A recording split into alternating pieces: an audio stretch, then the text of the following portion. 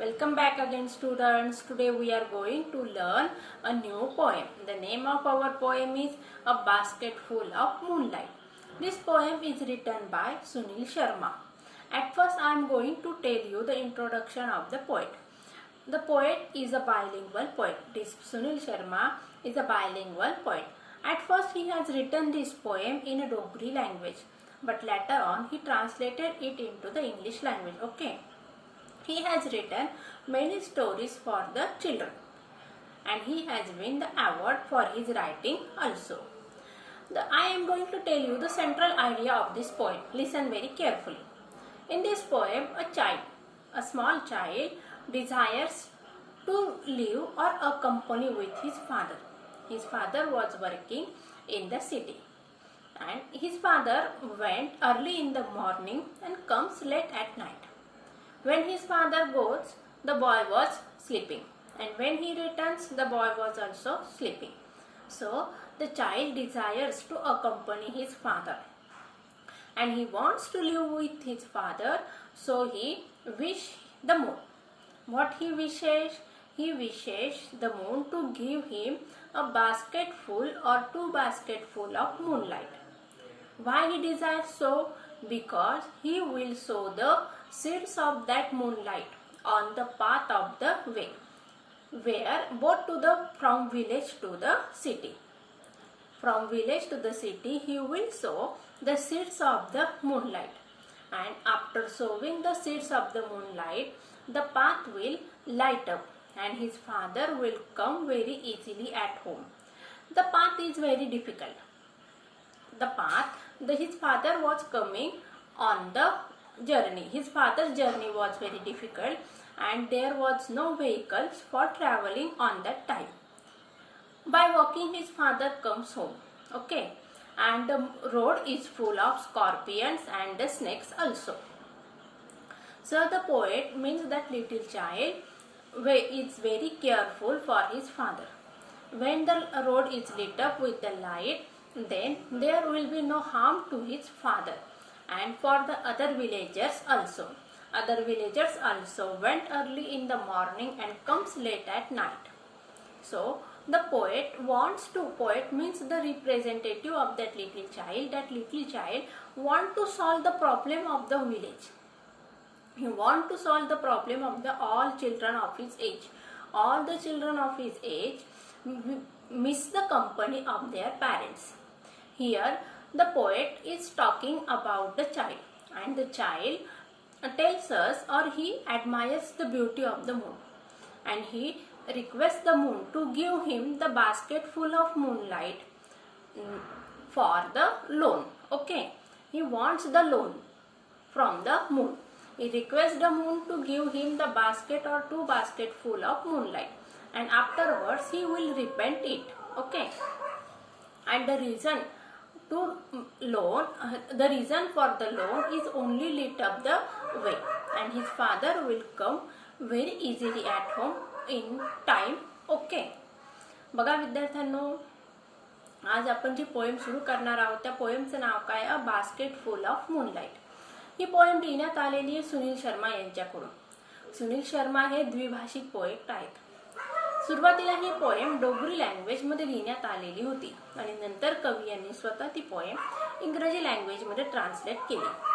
अतिशय सोपी अशी ही पोएम आहे. कुठल्याही प्रकारचं राईम स्कीम या पोएम मध्ये वापरण्यात आलेली नाही आहे. ही पोएम फ्री वर्स मध्ये लिहिण्यात आलेली आहे. कशामध्ये लिहिण्यात आलेली? फ्री वर्स मध्ये लिहिण्यात आलेली आहे. There is no rhyme scheme followed in this poem. The poem is written in the free verse form. Okay. And in this poem, the language is very easy to understand. So the poem is very sweet. The child talks, or child is the representative of the teenagers. बघा या poem मध्ये जो मुलगा आहे तो मुलगा काय करत आहे? प्रतिनिधित्व करतोय त्याच्या सारख्याच इतर मुलांचं, की जे सगळे मुलं त्यांच्या वडिलांना मिस करत आहेत. कारण का ग्रामीण भागातील लोक शहरी भागात कामासाठी जातात आणि काम करताना त्यांना प्रचंड अडचणींचा सामना करावा लागत असतो. पूर्वीच्या काळी बघा एवढी ट्रान्सपोर्टेशनची साधनं नव्हती. आता जशी साधनं उपलब्ध आहेत, आता आपल्याकडे सायकल असते, बाईक असतात, बसेस असतात, एरोप्लेन असतात, ट्रेन्स असतात. पूर्वी या प्रकारची कुठलीच साधनं उपलब्ध नव्हती. मग लोकांना प्रवास करायचा तर मग कसा करावा लागायचा? प्रवास लोक जनरली पायीच करत असत. मग आता ग्रामीण भागातून शहरात जाणाऱ्या लोकांना मग सकाळी लवकर उठून जावं लागत असे आणि रात्री येताना त्यांना फार उशीर होत असे. आणि रात्र पण येत असताना काय असायचं बघा, इलेक्ट्रिसिटी पण त्या काळात उपलब्ध नव्हती. मग रस्त्यावर अंधार असायचा आणि अंधारात असताना जंगल जास्त प्रमाणात होतं. एवढी वसाहत त्या काळी नव्हती, त्यामुळे रस्त्यावर विंचू आणि साप यांची भीती जास्त असायची. आणि अंधारातून मार्ग काढत काढत घरी येणं हे अतिशय कष्टदायक आणि त्रासदायक असं काम असायचं. मग कवीचे त्या कवितेतील जो मुलगा आहे त्याचे वडील सुद्धा सकाळीच लवकर जातात. मग त्या मुलाला आपल्या वडिलांच्या कंपनीमध्ये राहावं असं वाटत असतं की जेणेकरून त्याचे वडील रात्री कामावरून लवकर घरी येतील आणि त्याला एखादी छान अशी गोष्ट सांगतील. पण होतं त्याच्या उलट. वडील सकाळी लवकरच जातात, त्यावेळेस हा मुलगा झोपलेला असतो आणि संध्याकाळी ज्यावेळेस ते परत येत असतात, संध्याकाळ म्हणजे जनरली रात्रच होत असते, रात्री ज्यावेळेस त्या मुलाचे वडील परत येत असतात त्यावेळेस सुद्धा हा मुलगा झोपी गेलेला असतो. म्हणजेच मग थोडक्यात हा मुलगा काय करत आहे, आपल्या वडिलांची कंपनी मिस करत आहे आणि त्यासाठी मग तो काय करतो, चंद्राला रिक्वेस्ट करत आहे. चंद्राला काय सांगतो, एक चांदोबा मला तू काय कर, बास्केट फुल ऑफ मूनलाईट म्हणजे 1 किंवा 2 बास्केट भरून असे चंद्रप्रकाश दे. आणि मी त्याचे सीड काय करणार आहे, ते सीड मी काय करणार आहे, रस्त्याच्या दोघं बाजूने म्हणजे शहरापासून ते ग्रामीण भागापर्यंत रस्त्याच्या दुतर्फा मी ते काय करणार आहे, सीड्स काय करणार आहे, प्लांट करणार आहे. आणि त्यानंतर मग काही दिवसांनी जागोजागी चंद्र असणार आहे आणि ते सीड्स मधून काय येणार, चंद्र येणार. आणि चंद्र आल्यानंतर मग त्याच्यामधून काय येणार आहे, प्रकाश येणार आहे. आणि मग या मुलाच्या वडिलांचा रस्ता कसा होणार आहे, कम्फर्टेबल होणार आहे, इझी होणार आहे. त्यांना रस्त्यावर काय असणार, उजेड असणार आहे, कुठल्याही प्रकारची विंचू किंवा सापाकडून त्यांना भीती नसणार आणि ते रात्री लवकर पण घरी येतील. अशा प्रकारे या मुलाने काय केलेली, कल्पना केलेली आहे. बघा विद्यार्थ्यांनो, आता या ठिकाणी आपण इंग्लिश लिटरेचर शिकत आहोत. आता लिटरेचर हे कसं आहे, इमॅजिनरी बेसवर डिपेंड करत असतं. आता या ठिकाणी वास्तविक रिअलिस्टिक स्टोरीज पण असतात, हिस्टॉरिकल स्टोरीज पण असतात. पण या ठिकाणी पोयम जी आहे, ही कविता जी आहे ती पूर्णतः इमॅजिनरी आहे. आता इमॅजिनेशन पॉवरचा वापर करून ही कविता लिहिण्यात आलेली आहे. आता बघा, आपण वास्तवामध्ये असं कधी असतं का की हे बघा, आपण बी घेतो, शेतकरी बी घेतात आणि ते शेतामध्ये पेरतात. आता बी पेरल्यानंतर त्याचं झाड येतं, रोपटे येत असतात, परंतु चंद्र हे काही झाड पण नाही किंवा रोपटं पण नाही. आता चंद्राच्या बिया कुठून मिळतात का, नाही. आता बिया पेरल्या तरच रोपटं उगवत असतं. मग या ठिकाणी चंद्राच्या बिया पेरणं, असे चंद्र पेरता येणार आहेत का, नाही. म्हणजेच थोडक्यात काय, मग ही कविता पूर्णतः इमॅजिनरी आहे. परंतु इमॅजिनेशन पॉवरचा वापर करून त्या मुलाने काय केलेलं आहे, त्याच्या लेवलवर प्रॉब्लेम सॉल्व्ह करण्याचा प्रयत्न केलेला आहे. आणि बघा, हा मुलगा स्वाभिमानी आहे. तो चंद्राला काय सांगत आहे की मला तू मूनचे बास्केट और 2 बास्केट फुल ऑफ मूनलाईट दे, पण कसं दे, लोनच्या बेसिसवर दे. म्हणजे मला ते उधार दे आणि मी ते तुला परत फेडणार आहे. कारण का, मला काय करायचंय, प्रॉब्लेम सॉल्व्ह करायचा आहे.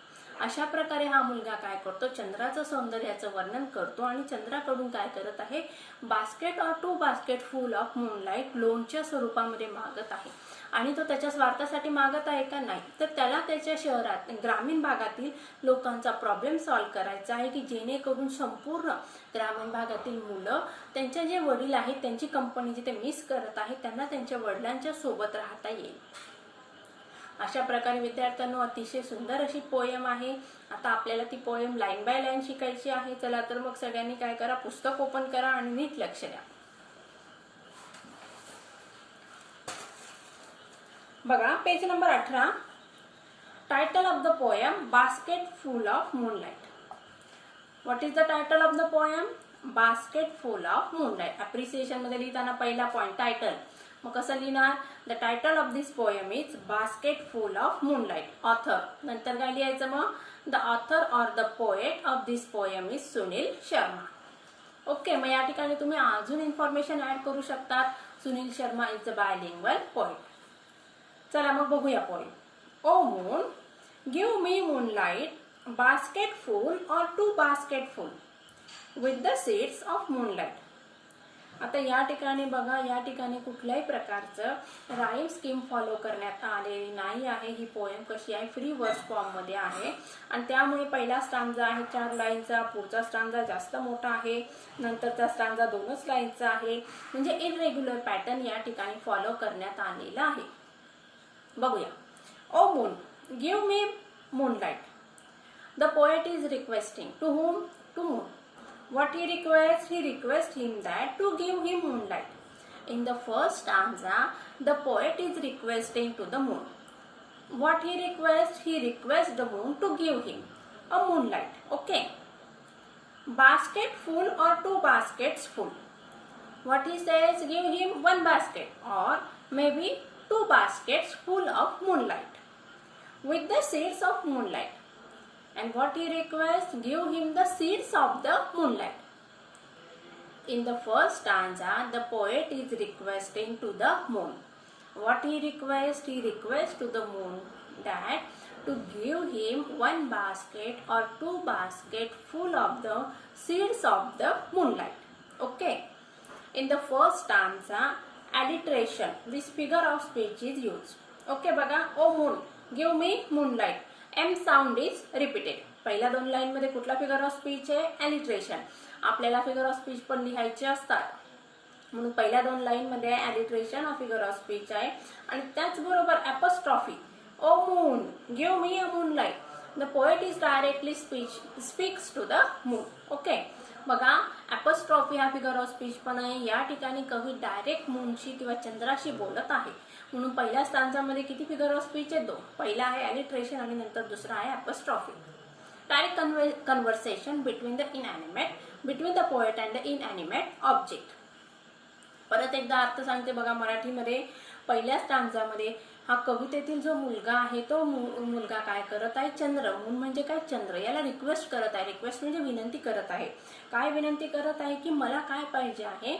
1 किंवा 2 बास्केट भरून बी पाहिजे आहे. कशाचे? चंद्रप्रकाशाचे. मला तू काय कर? बास्केट भरून सीड्स दे. Second stanza. From the city to my village on the sides of the path I want to sow many small moons of light. The whole village goes to the city daily to work. बघा, परत आपण वाचले. आता बघूया second stanza मध्ये काय सांगितलेलं आहे. From the city to my village म्हणजे शहरापासून माझ्या गावापर्यंत. On the sides of the path. On the sides म्हणजे काय? 2 बाजूने. पाथ म्हणजे काय? रस्ता. म्हणजे ग्रामीण भागापासून शहरापर्यंतचा जो रस्ता आहे त्या रस्त्याच्या दुतर्फा मला काय करायचं आहे? I want to sow. मला पेरायचे आहेत. काय पेरायचे आहे? Small moons of light. छोटे छोटे. लाईट म्हणजे काय? उजेड. मून्स ऑफ लाईट म्हणजे काय? चंद्रप्रकाशाचे बी मला काय करायचे आहेत? पेरायचे आहे. बघा, परत एकदा बघूया. From the city to my village म्हणजे शहरापासून ते माझ्या गावापर्यंत. On the sides of the path रस्त्याच्या दुतर्फा. पाथ म्हणजे काय? On the sides of the path म्हणजे काय? रस्त्याच्या दोघी बाजूला. आय वॉन्ट टू सो मला पेरायचे आहेत. काय पेरायचे आहेत? मेनी भरपूर सारे. स्मॉल मून्स ऑफ लाईट छोटी छोटी चंद्रप्रकाश मला पेरायचे आहे. The whole village goes to the city daily to work. संपूर्ण गाव कुठं जात असतं? शहरात. कशासाठी? Goes to the city daily to work. Daily म्हणजे काय? रोज. रोजच गावातील लोक शहरामध्ये जात असतात काम करण्यासाठी. कामधंदा करण्यासाठी ग्रामीण भागातील लोक रोज शहरात जात असतात. बघा, आता सेकंड स्टांजा मधली पहिली line.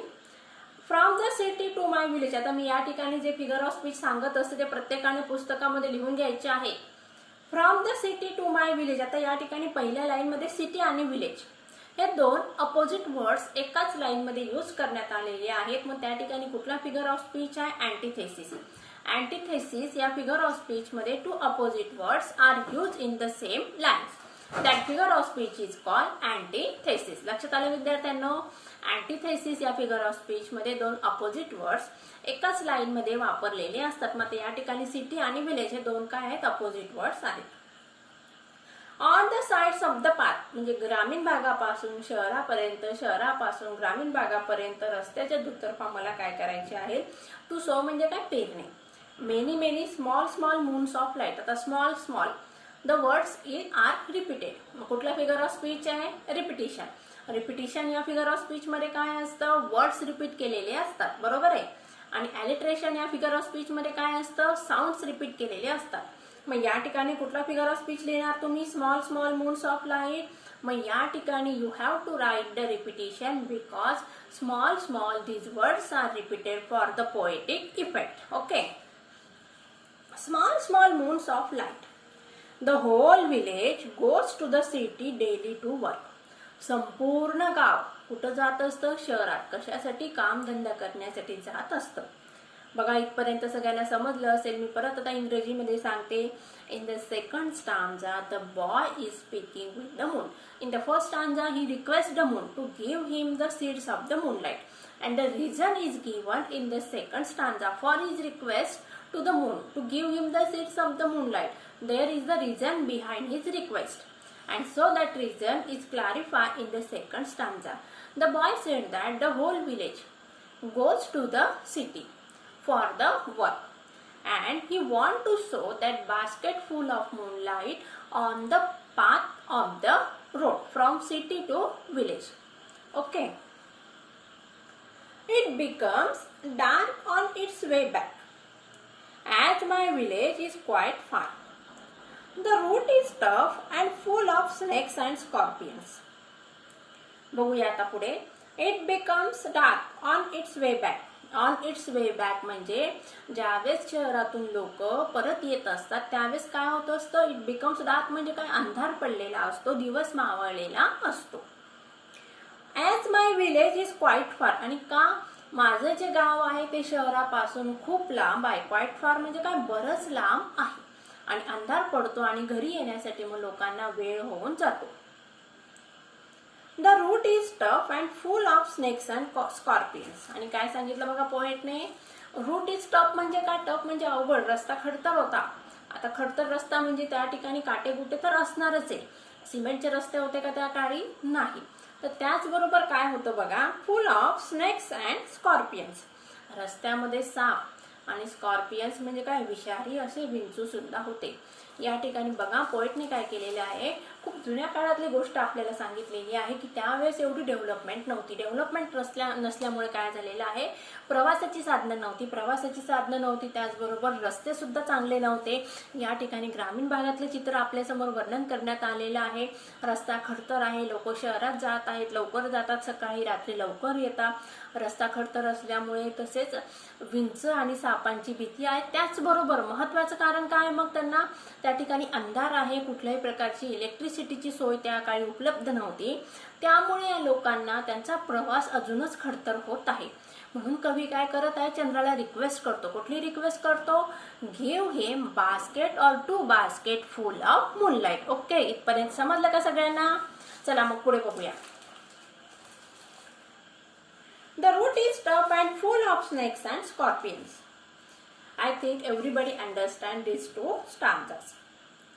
Neither bus nor cart piles when my father returns home. I am asleep.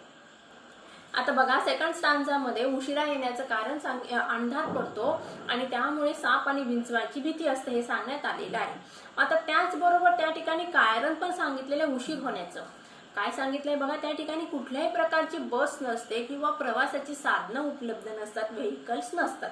त्यामुळे काय सांगितलेलं आहे? माझे वडील रात्री उशिरा येतात आणि त्यावेळेस मी झोपी गेलेला असतो. मी म्हणजे कोण? मी नाही. तर या ठिकाणी poet is the representative of that child. Neither bus nor a cart piles. बघा या ठिकाणी निदर म्हणजे काय? बस पण नाही. नॉर म्हणजे निदर, नॉर म्हणजे काय? हे पण नाही आणि ते पण नाही. बस पण नव्हती. त्याचबरोबर पाइल्स म्हणजे काय? बघा ट्रॅव्हल्स रेग्युलरली ओव्हर अ रोड. कार्ट म्हणजे काय या ठिकाणी, मग बैलगाडी सुद्धा त्या ठिकाणी नव्हती, म्हणजे रोजचा प्रवास करणारी बैलगाडी त्या ठिकाणी उपलब्ध नव्हती, बस पण नव्हती, बैलगाड्या पण त्या ठिकाणी उपलब्ध नव्हत्या. त्यामुळे माझ्या वडिलांना पायीच जावं लागायचं आणि शहरापासून आमचं गाव खूप लांब असल्यामुळे माझ्या वडिलांना रात्री घरी यायला खूप उशीर व्हायचा आणि उशीर झाल्यामुळे काय व्हायचं, मी झोपून जायचो असं या ठिकाणी कवी सांगत आहे. आता या ठिकाणी कवी म्हणजे काय, तर या कवितेतील जो मुलगा आहे त्या मुलाचं कवी काय करत आहे, रिप्रेझेंटेशन करत आहे. Okay. When my father returns home, I am asleep. The main reason behind the writer's request to the moon for asking the basket or 2 basketful of the moonlight that poet's father returned home very late and writer or the poet sleeps very early. The road is very tough, full of scorpions and snakes, and it is quite far from the city, and so the poet father returns home very late, and poet sleeps very early. So the poet misses the company of his father. Next. And he goes back early in the morning while I am sleeping. बघा पुढे काय सांगितलेलं आहे. पहिले काय सांगितलं की मी रात्री लवकर झोपून जातो, वडील येण्यापूर्वीच मी झोपून गेलेला असतो. आणि परत काय सांगितलेलं आहे मग, आणि सकाळीच माझे वडील लवकर पुन्हा कामाला जातात आणि त्यावेळेस पण मी झोपलेला असतो. When and he goes back early in the morning. आणि त्याचबरोबर माझे वडील सकाळी लवकर कामाला जातात. कारण का, पायी जायचं असतं, शहर लांब आहे आणि गाव कसं आहे शहरापासून लांब अंतरावर असल्यामुळे कवीच्या वडिलांना कामावर वेळेत पोहोचण्यासाठी आणि कुठल्याही प्रकारची दळणवळणाचे साधन नसल्यामुळे पायीच प्रवास करायचा आहे. त्यामुळे रात्री उशिरा येऊन वडील लवकर जातात, ही खंत या ठिकाणी या मुलाने व्यक्त केलेली आहे. आता हा मुलगा काय आहे, रिप्रेझेंटेटिव्ह आहे. बघा पूर्वीच्या काळचं जे मुलं होते ते मुलं त्यांच्या पॅरेंट्सला मिस करत होते. कारण का, त्यावेळेस प्रवासाची साधनं नव्हती, रस्ते खडतर होते, त्यामुळे पॅरेंट्सला यायला घरी उशीर व्हायचा. आणि आजच्या मॉडर्न युगामध्ये काय बघा, पैशासाठी पॅरेंट्सला मम्मी आणि पप्पा तुमच्या दोघांनाही काय करावं लागतं, जॉब करावा लागत असतो आणि ते घराच्या बाहेर असतात आणि तुम्ही घरी असतात आणि अशा वेळी तुम्हाला मग तुमच्या पॅरेंट्सची खूप आठवण येते. मग या ठिकाणी हा मुलगा कसा आहे, universal representative of the teenagers group. This boy represents the sorrow of the teenagers who the child misses the company of his parents. He is representative from the modern age as well as the old age. Okay. And he goes back early in the morning while I am sleeping. समजलं इथपर्यंत? परत एकदा सांगते बघा, इथपर्यंतची summary नीट लक्ष देऊन ऐका. या ठिकाणी बघा कवी सुनील शर्मा यांच्या माध्यमातून एक लहान मुलगा आहे, तो लहान मुलगा आपल्याशी बोलत आहे आणि तो मुलगा पहिल्या स्टांजामध्ये काय करत आहे, डायरेक्ट बोलत आहे. कोणाशी बोलत आहे तर मूनशी, चंद्राशी. आणि चंद्राला काय करत आहे, रिक्वेस्ट करत आहे. काय रिक्वेस्ट करत आहे की मला एक बास्केट किंवा 2 बास्केट भरून मूनलाईटचे सीड दे. आणि ते सीड घेऊन काय करणार आहे, खाणार आहे का तो, नाही. तर मग त्या सीड्सचा वापर तो काय करणार आहे, रस्त्याच्या दुतर्फा ते सीड्स काय करणार आहे, पेरणार आहे. रस्त्याच्या दुतर्फा म्हणजे कुठं, मग शहरापासून तर खेडेगावापर्यंत.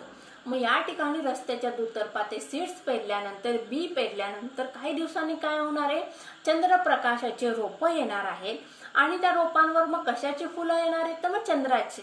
आणि त्या चंद्राची फुलं आल्यानंतर ती फुलं उमलतील आणि सगळीकडे काय होणार आहे, उजेड होणार आहे. या ठिकाणी कवीने काय सांगितलेलं आहे, माझे वडील सकाळी लवकरच कामासाठी जातात आणि रात्री उशिरा येतात आणि गाव कसं आहे, शहरापासून लांब आहे. त्यामुळे घरी यायला त्यांना काय होतं, उशीर होतो. आणि उशीर झाल्यानंतर काय होतं, मग अंधार पडतो. अंधार पडल्यावर रस्त्यावर लाईट नाही आहे, कुठल्याही प्रकारची इलेक्ट्रिसिटी त्या ठिकाणी अवेलेबल नाही आहे. मग रस्त्याच्या दुतर्फा वडिलांना यायला चालायला अवघड होत असतं आणि त्या ठिकाणी रस्ता कसा आहे, खडतर आहे, टफ आहे. टफ म्हणजे कसा, मग या ठिकाणी बघा त्या ठिकाणी साप आणि विंचवांची भीती आहे आणि त्यामुळे ह्या मुलगा वडिलांच्या बाबतीत म्हणजे खूपच काळजी घेतो. The boy is very careful for the health of his father. He is fear that his father may be suffer from the snakes or the scorpion. त्याला भीती वाटते की आपल्या वडिलांना कधीतरी साप किंवा विंचू चावू शकतो, कारण का रस्त्यात अंधार आहे. आणि त्यामुळे हा मुलगा काय करत आहे, चंद्राला रिक्वेस्ट करत आहे, रे बाबा तू मला काय कर, 1 किंवा 2 बास्केट भरून मूनलाईटचे सीड्स दे. त्यानंतर तो मुलगा काय सांगते, आता महत्वाचं कारण हे सीड्स मागण्याचं. आता वडील सकाळी लवकर जातात, त्यावेळेस हा मुलगा झोपलेला असतो आणि रात्री त्यांना यायला पण काय होतो, उशीर होत असतो. आणि उशीर झाल्यामुळे हा मुलगा आपल्या वडिलांच्या सोबत राहू शकत नाही. म्हणजेच हा मुलगा त्याच्या वडिलांना मिस करत आहे. या मुलाला आपल्या वडिलांकडून गोष्टी ऐकायच्या आहेत, फेरी टेल्स ऐकायच्या आहेत. पण unfortunately his father goes early in the morning and comes very late in the night.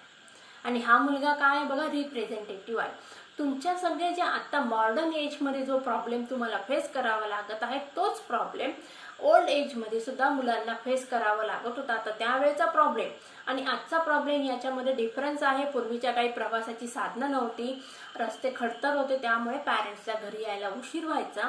परंतु आजच्या काळामध्ये काय आहे, कामधंदा किंवा पोट भरण्यासाठी दोघं पॅरेंट्सला काय करावं लागतं, मम्मी पप्पाला दोघांना काय करावं लागतं, जॉब करावा लागत असतो. आणि त्यामुळे मुलांना मुलं काय असतात, आई वडिलांची कंपनी मिस करत असतात.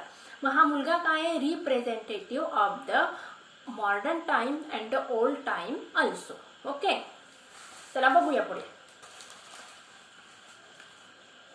ओ moon give me a basket full of moonlight.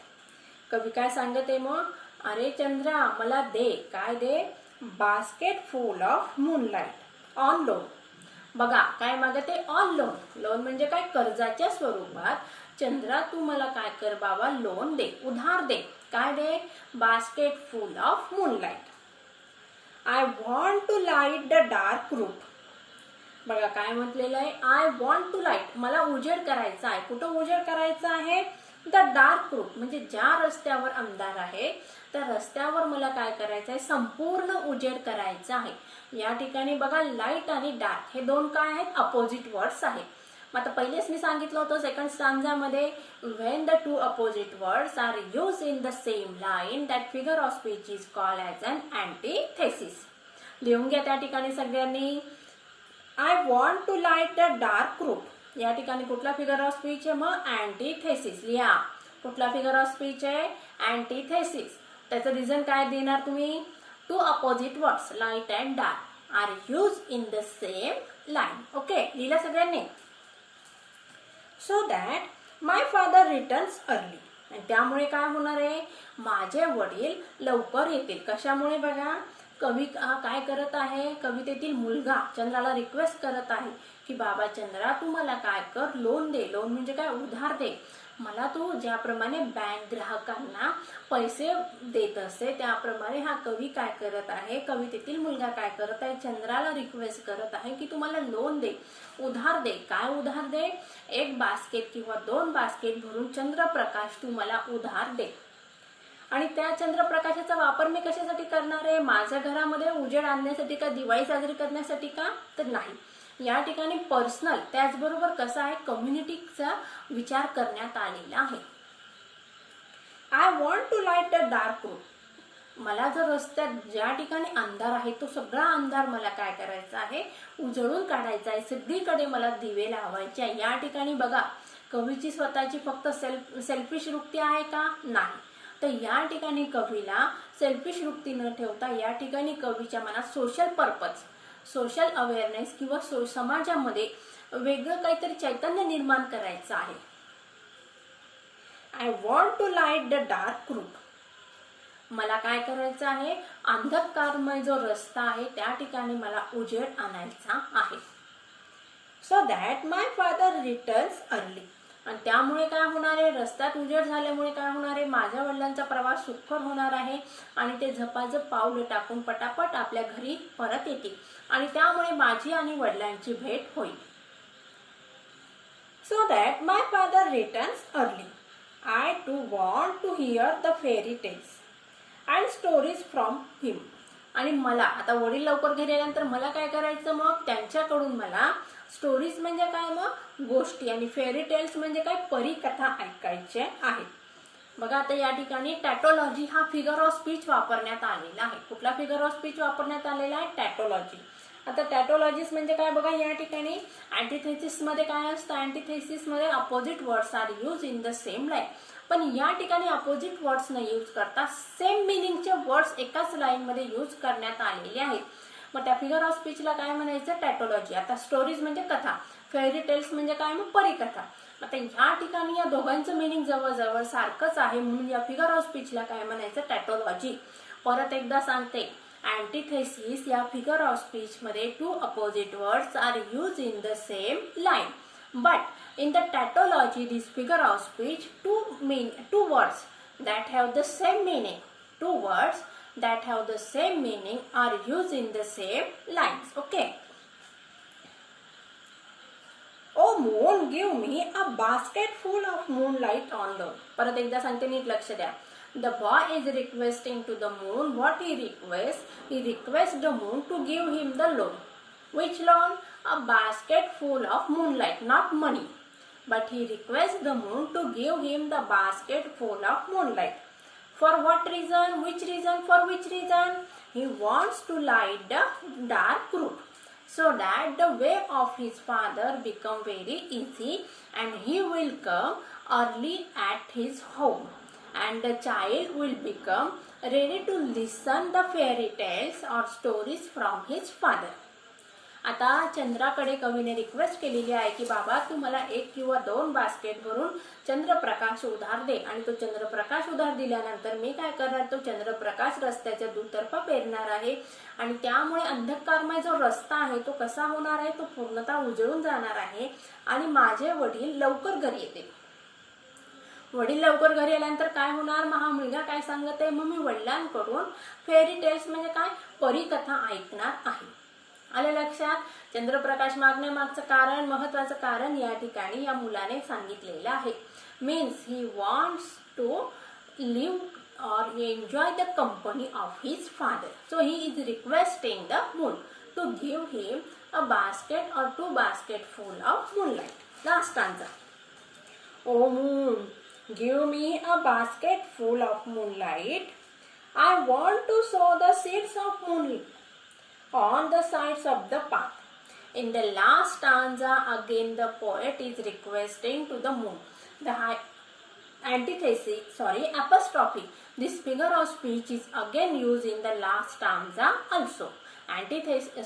Apostrophe in this figure of speech, there is a direct address to the inanimate object. Okay. Direct conversation or address to the inanimate object.